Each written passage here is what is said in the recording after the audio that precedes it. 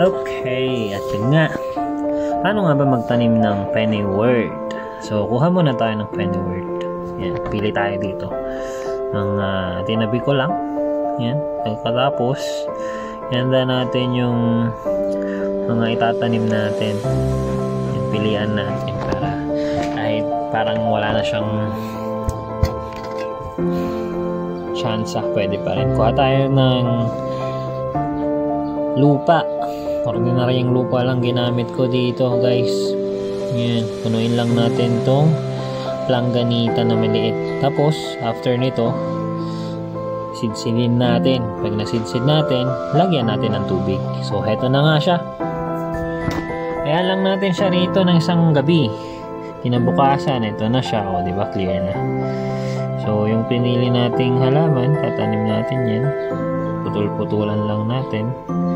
Tapos, tusok-tusok lang natin, guys. Yan, tusok-tusok lang natin. Yan.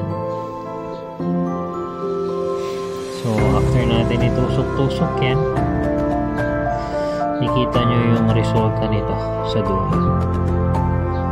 Tusok lang natin lahat.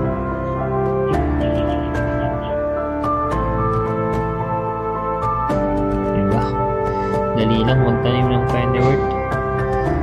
Tapos yung tubig niya, mga 2 inch lang ang taas para makalabas yung leaves niya.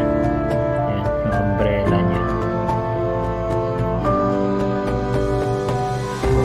Ayan, tusok lang natin siya sa isa.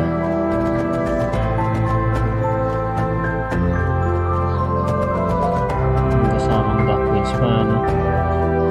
At ito na nga siya, after 3 days ko siyang tinusok ko, diba?